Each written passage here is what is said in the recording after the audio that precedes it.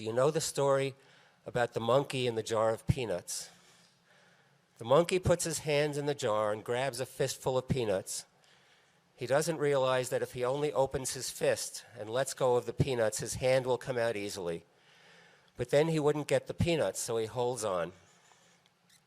He never gets to eat the peanuts, and his fist is stuck in the jar forever. The peanuts are cell phones.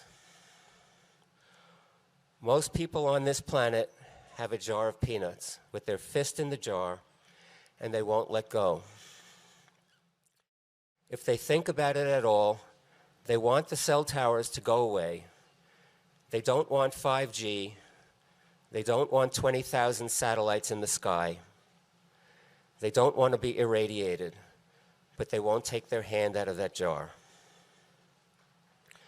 It doesn't occur to them that once, not too long ago, there were no peanuts in the jar and there were no cell towers, and they did not forget their words, and their friends did not have cancer and heart disease and diabetes, and their children did not have ADHD or autism, and flowers were full of butterflies and bees.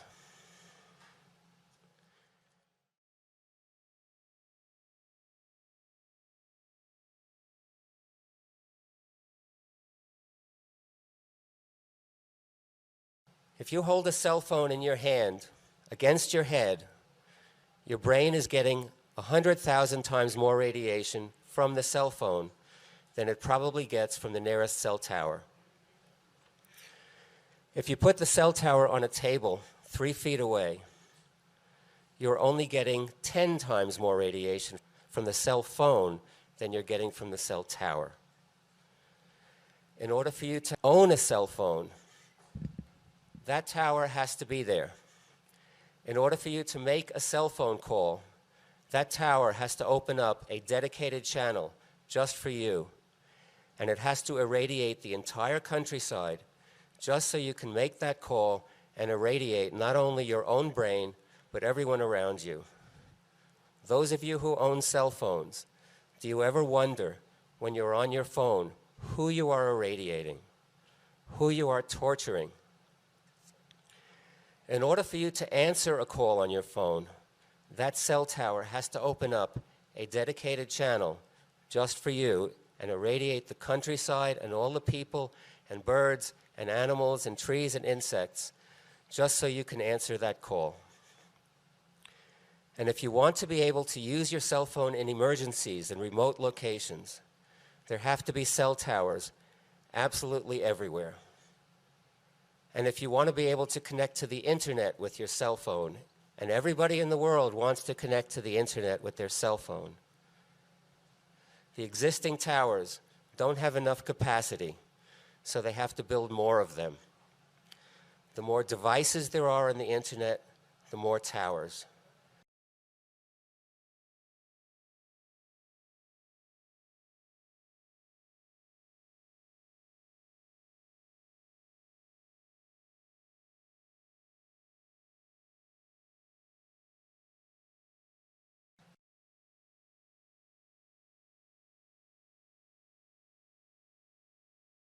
As we progress from 1G to 2G to 3G to 4G to 5G, we also progress from having a cell tower on a mountaintop 90 miles away to having a cell tower on a lamppost outside your bedroom window.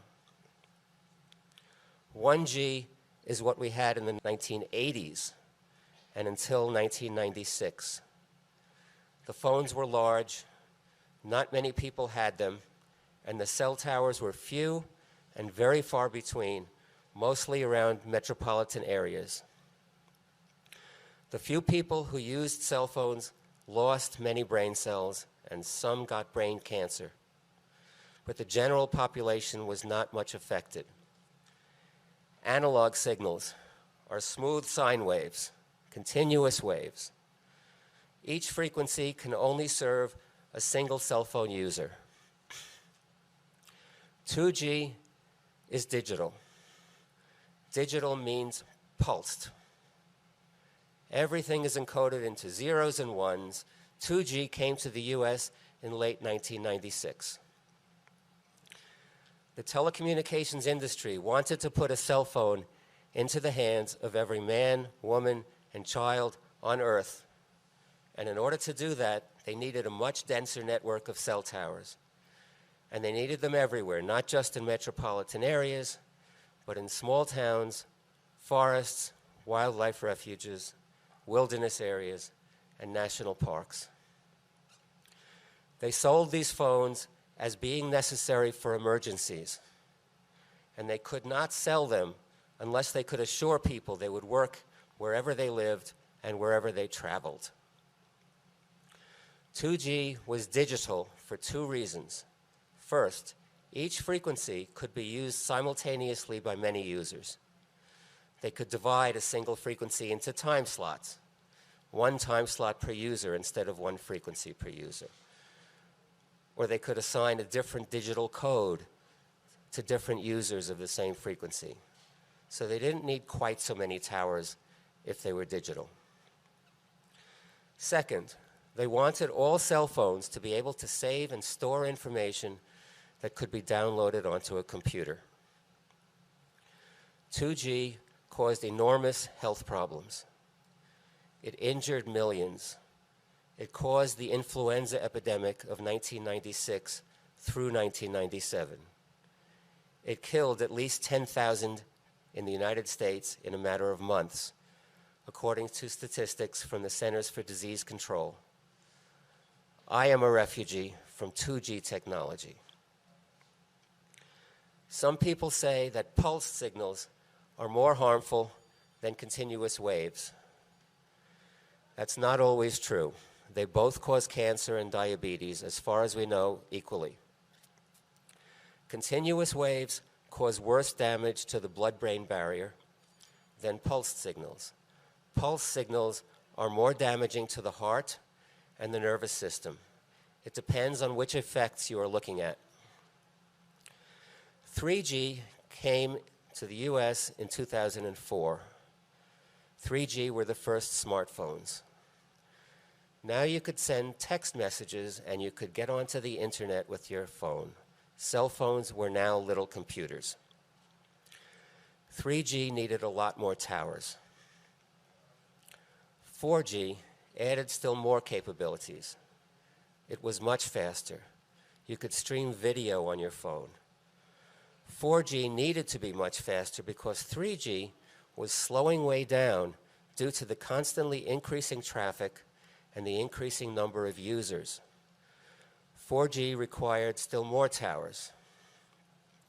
Each upgrade in service injured additional people, killed additional people, and created additional refugees who can no longer live in society. 5G will still be digital, but it will be radically different in a number of ways. Necessarily so, because there is no way to connect 1 trillion separate objects to the internet, which is what the Internet of Things is all about. There is no way to do that with traditional cell towers and with the frequencies currently in use. There simply is not enough bandwidth. If you understand that bandwidth means radiation, then you can begin to grasp the enormity of 5G. At millimeter wave frequencies, a wireless company will be able to own 5 gigahertz of continuous electromagnetic spectrum. But even that much spectrum, even that much radiation cannot connect 1 trillion separate devices unless cell towers and cell phones are completely redesigned. 5G is being created because of consumer demand. Too many devices are being connected up to the internet, devices in homes, businesses, and automobiles. Everyone is using their devices at all hours of the day.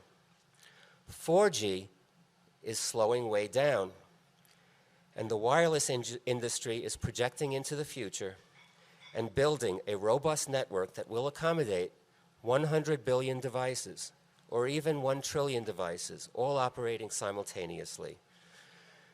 The new network will use something called phased arrays. That means your cell phone will have within it an array of dozens of antennas all working together to shoot a powerful laser-like beam at the nearest cell tower. And instead of having 3, 6, or 9 antennas broadcasting in all directions, the cell tower will have an array of hundreds or thousands of millimeter-sized antennas, all working together to shoot multiple individual laser-like beams at you and everyone else who is holding a cell phone, and the beams, which will have an effective radiated power of up to 100,000 watts or more, will track you wherever you go. Needless to say, birds that get in the way of these beams will be in trouble. So will insects, which are millimeter-sized creatures that will resonate and selectively absorb the millimeter frequencies that will be used for 5G.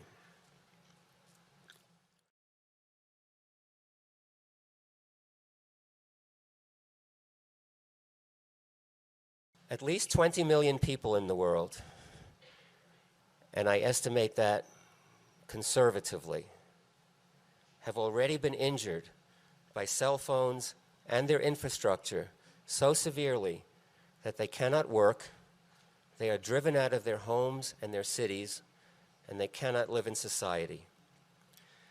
They are environmental refugees, and they are in every country. Many are housebound and never venture outside. It's not just because of cell towers and Wi-Fi, it's because every person in the world has a cell phone. They never go out in society to avoid being tortured whenever someone pulls out a phone and makes a call, or sends a text, or takes a picture, or even sits near them with a phone in their pocket, because cell phones radiate even when they are off, as long as the battery is in them. Many of these people are homeless, living in cars and tents in remote places, committing suicide, and no one comes to their aid. Many are your friends and neighbors, your doctors, your children's teachers. Many more are your former friends and neighbors, your former doctors, your children's former teachers, perhaps your ex-spouse, your mother or father, or son or daughter or cousin.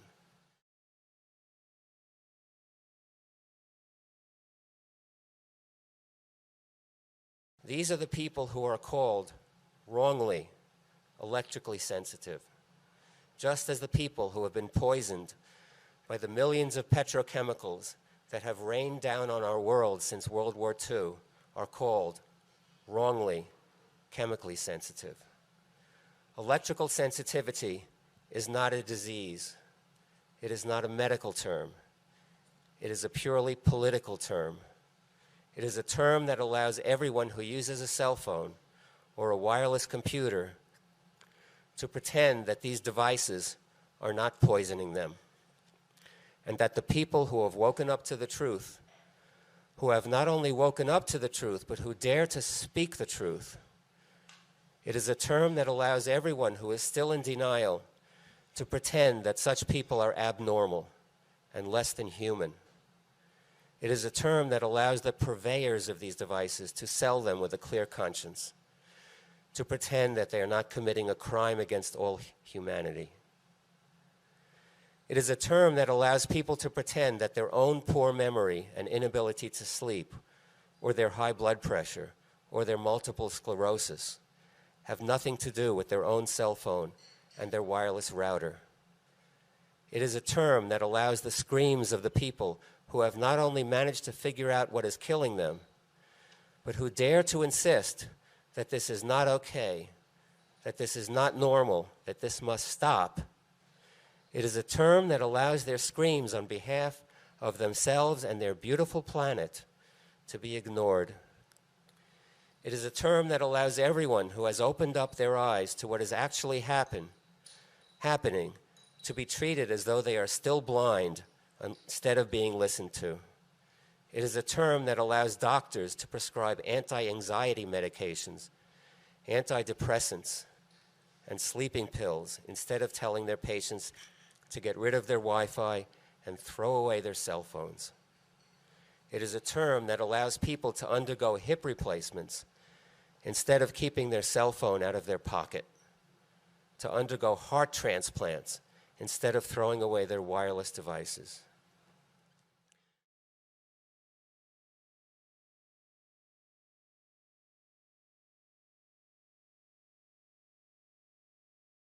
Because of cell phones, the worst humanitarian crisis on the planet is occurring right now and for the past 20 years in the Democratic Republic of Congo. There is a rare earth mineral in your cell phone called tantalum that is extracted from an ore called coltan. The vast majority of the world's coltan is located in eastern Congo. A lot of that coltan is being mined by hand by child slaves in the Ituri province of the Congo, where the rainforest is being cleared. The eastern lowland gorilla, which is the world's largest gorilla subspecies, is being driven to extinction. Ethnic cleansing is wiping out all the villages of that province. The Mbuti pygmies, who used to inhabit the Ituri rainforest that used to exist, are being slaughtered. We are Mbuti, children of the forest. We say, Indura ni boku, the forest is everything. We were created in the forest, and the forest is where the spirits of our ancestors still live. The forest gives us all that we need. We collect branches and leaves to build our huts. We take tree bark and pound it into cloth. Dye from plants and flowers is used to decorate cloth and our bodies. All of our food comes from the forest. We go to the forest and collect nuts, fruits, plants for traditional medicine, honey, and meat.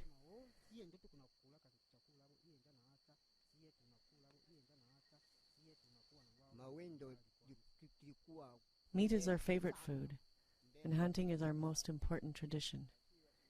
We Mbuti hunt using nets. Before the hunt, there is a hunting ceremony. We make fire and ask the spirits of the ancestors to help us.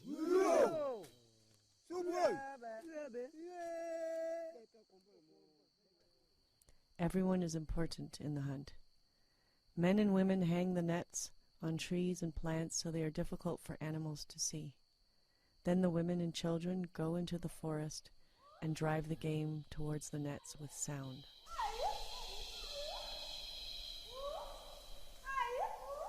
The men wait by the nets with spears and bows and arrows for the antelope. When an animal is caught in the net, the men kill it. We divide the meat into small pieces so that everyone in the group can have some.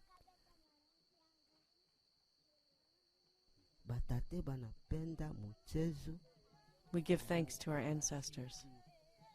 Our ancestors told us, never forget the music. And so we play the music, sing, and dance every day so that our ancestors can hear us. When a new baby is born, the mother and child are welcomed to the group with a special dance.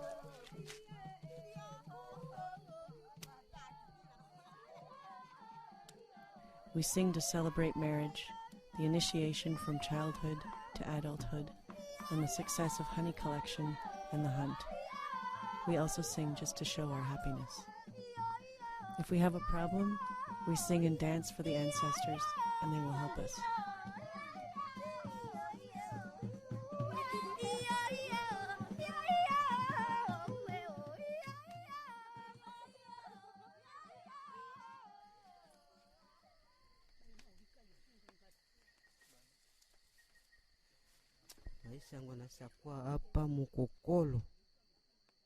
Now, things are different. The government told us to leave the forest and live in villages by the road. It is very difficult to live in the village. We need things like soap, oil, and clothing, but we have no money. For little money, we may work in the fields of the farmers or trade things we get from the forest, like meat. Some Mbuti hunt too much, so they can sell bushmeat to outsiders. It is now difficult for us to catch many antelopes here. In the village, we worry that our children will lose their traditions. We advise them to never forget the culture of their ancestors in the forest. We show them the traditional ways and give them the traditional foods to eat. We teach them to hunt, and even the young ones join us to help chase the antelopes into our nets. We want to tell the world that we need help to protect our future. Without the forest, we are not Mabuti. We cannot live.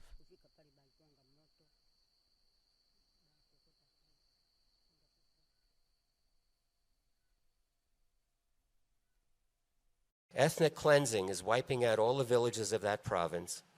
The Mbuti pygmies, who used to inhabit the Ituri rainforest that used to exist, are being slaughtered, all to clear an immense area of land in order to mine more and more and more and more coltan for the billions of throwaway devices that you are holding in your hands that become obsolete and must be replaced virtually every year.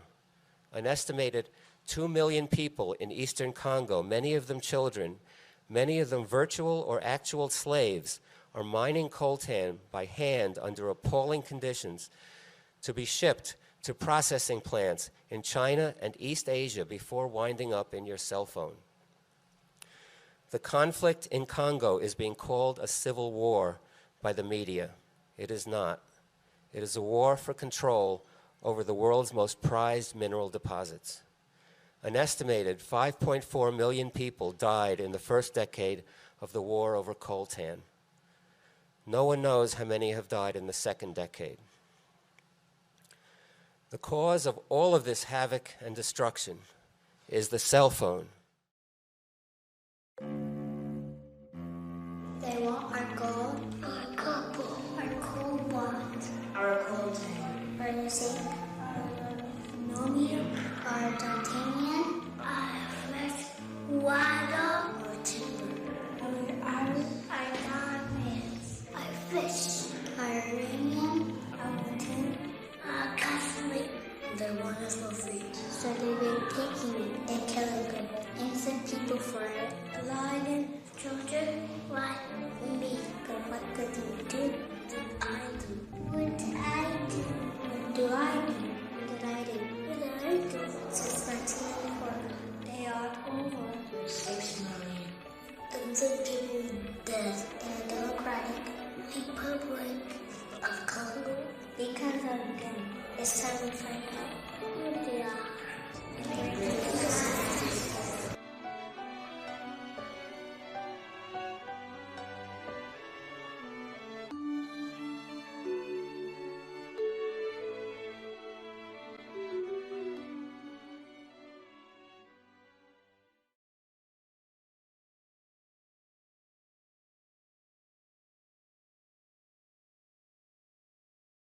If you want instant communication and information at your fingertips at all times, you're going to destroy the earth.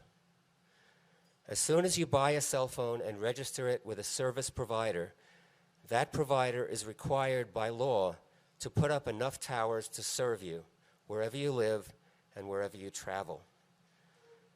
The more often you go on the internet and the more devices you own that go on the internet, the more towers your service provider has to erect until it eventually runs out of spectrum and has to go to the FCC and ask for more spectrum in order to serve you. And as soon as the FCC auctions off new spectrum, the companies that buy the new spectrum are required by law to put up enough towers and antennas to make use of it. And that is where we are today. The FCC plans to auction off millimeter wave spectrum on November 14th, 2018. And in order to make use of that millimeter wave spectrum, your service provider will have to put up antennas on a pole outside your bedroom window.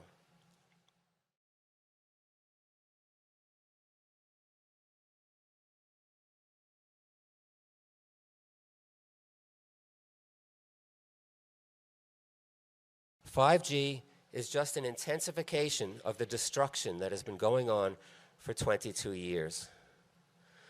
The microwave devices that you carry in your hands will be much more powerful. The antennas in the streets and in your children's playgrounds and in the steeples of your churches will multiply tenfold, 100-fold. The birds and insects of this world will be replaced by laser-like beams whizzing by at all times. Instead of every second man and every third woman developing cancer, we will all develop cancer. We will all develop diabetes. Contrary to what some people are saying, the solution is not fiber optic cable. Many people would like to think that if we only connected up every house and every business in the world to fiber optic cable, we could all have super fast internet without wireless. What people do not know is that the wireless industry itself is right now spending $150 billion laying fiber optic cable absolutely everywhere on the planet. It is the only way they are going to have fast enough speeds for 5G. They have to shoot lasers all over the planet through fiber optic cable in order to shoot laser-like beams all over the planet through the air. Once high-speed fiber optic trunks are laid everywhere, they're going to stick millions of antennas into that cable and broadcast 5G. They want to tear out all existing copper wire, all existing coaxial cable, and all the old lower-speed fiber optic cable and replace it all with super high-speed fiber optic trunks that they can stick antennas into. If you advocate for high-speed fiber, you're advocating for 5G.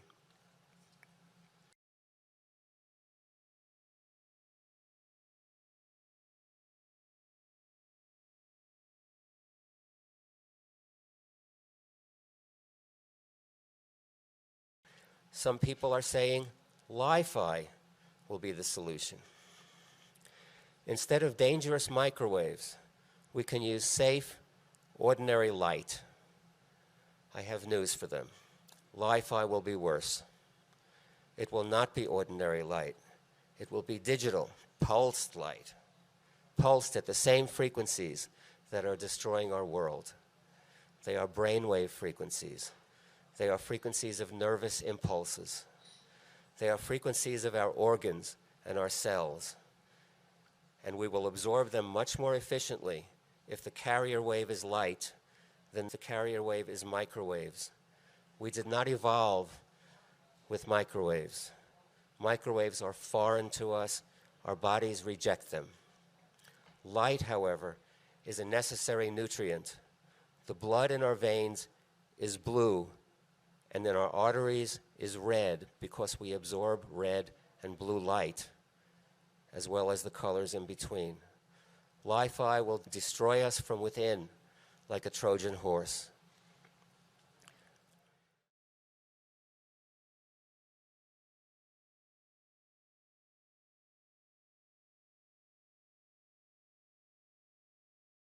So far, I have only been talking about what's happening on the ground.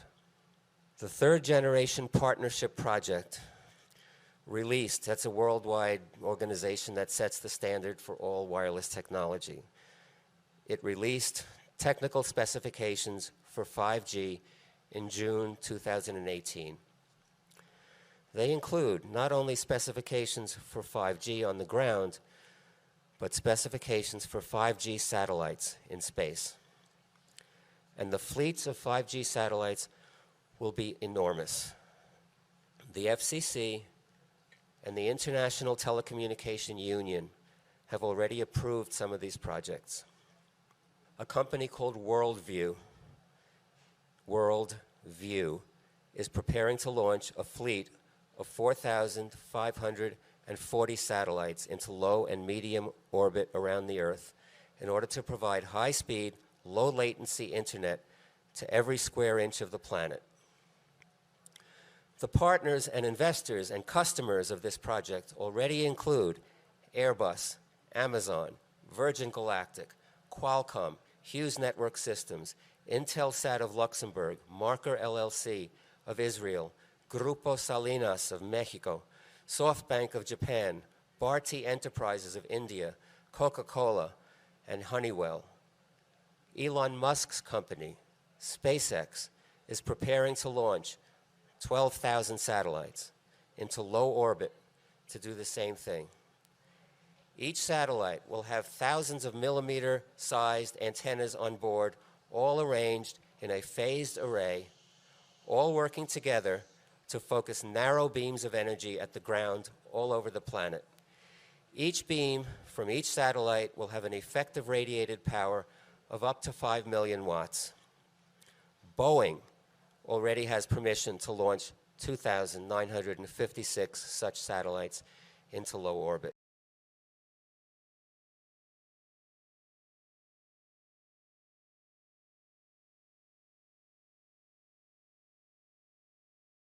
Nobody is stopping to ask what this will do to Earth and every living thing on Earth. I'm not even talking about the effects of rocket exhaust from thousands of rocket launches on the ozone layer and on the Earth's climate, which will be significant and perhaps catastrophic. I'm talking about the alteration of the electromagnetic environment of the entire planet. What effect will 20,000 satellites, each one emitting beams as powerful as 5 million watts, into the Earth's magnetosphere, what effect will that have on life on the surface of our fragile planet? I have been monitoring the effects of low-orbit communication satellites ever since the first ones began service in 1998. On September 23, 1998, the 66 satellites launched into low orbit by the Iridium Corporation began commercial service to the world's first satellite phones. People from all over the world reported to me that beginning early in the morning on September 23rd, it felt like a knife went through the back of their head, or they had stabbing pains in their chest, or they had sudden onset of headaches, dizziness, nausea, nosebleeds, asthma attacks. That was 66 satellites. What will 20,000 do?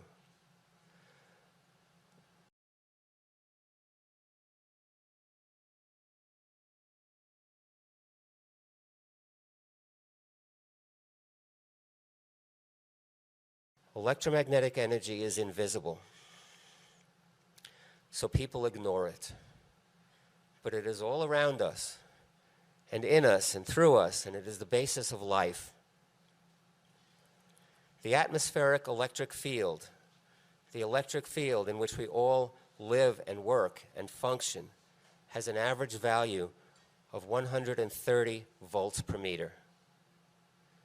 There is a small but constant electric current coming down from the sky into the earth at all times that flows through every living thing. That electric current enters the top of every tree, flows down through the sap and into the earth through the roots. That electric current enters the tops of our heads, flows down through our acupuncture meridians, and into the earth through the soles of our feet. It is what gives us life, maintains our health, and regulates our biological rhythms. That current is part of the global electrical circuit that atmospheric physicists study.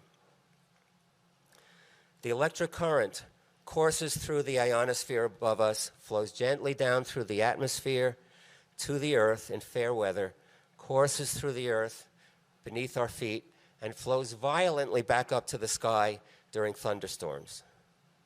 We pollute the global electrical circuit at our peril. Nobody is stopping to ask what 20,000 satellites located directly in the ionosphere, each one emitting digital pulsed millimeter wave radiation of up to 5 million watts. Nobody is stopping to ask what that will do to every living thing below.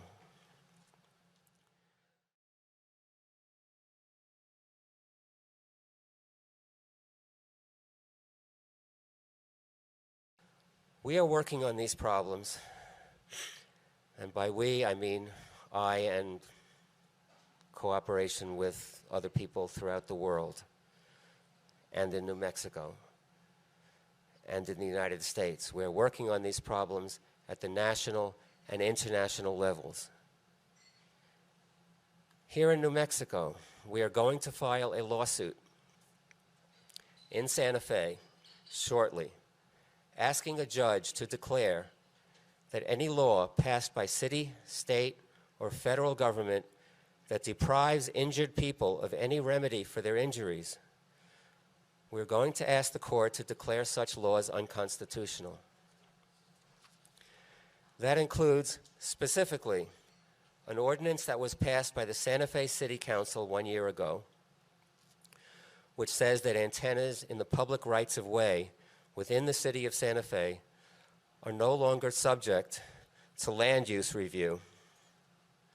A law that was signed by Governor Martinez in March and is scheduled to go into effect on September 1st, which says that antennas in the public rights-of-way anywhere in New Mexico are no longer subject to land use review. And we're going to challenge Section 704 of the Telecommunications Act of 1996, which for the past 22 years has deprived injured people of any right to protest cell towers on the basis of health or to collect any damages if they are injured. This lawsuit has the potential for setting a nationwide precedent in a short amount of time, provided we raise enough money to pay for experts and lawyers. Please contact me afterwards, or call me, or email me if you want to help. We have a lawyer who gets how huge this lawsuit is, who is drafting the complaint right now, and who wants to file it by the end of August. An international appeal to stop 5G on Earth and in space has been drafted and will be released hopefully this week. I have been helping with that effort. Our goal is to get thousands of signatures of scientists, doctors, and environmental organizations all over the world, and to formally present the appeal in many languages to the governments of all nations by the end of September 2018. Also contact me afterwards, or call me, or email me later if you want to help with that project. My phone number and email address are on the handouts that I will give you. All of these efforts, our efforts here in New Mexico, lobbying efforts in Congress and in state legislatures around the country, class action lawsuits that are being filed in Canada and Australia, and the international appeal that we will present to every government. All of these efforts depend on the public. The telecommunications industry is the largest industry on the planet.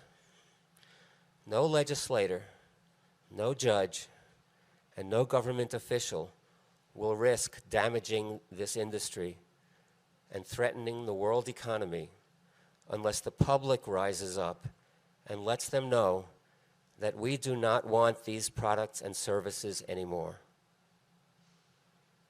None of these efforts can succeed unless the monkey opens his fist. If you want to save yourselves and your neighbors and your children and all the birds and the bees and the butterflies and the frogs and the bats and the trees and the lowland gorillas and the pygmies and the villagers of Ituri province in the Congo, you have to throw away your cell phone. There is no more time for excuses. It has to start here, and it has to start now, and it has to spread from here throughout the world.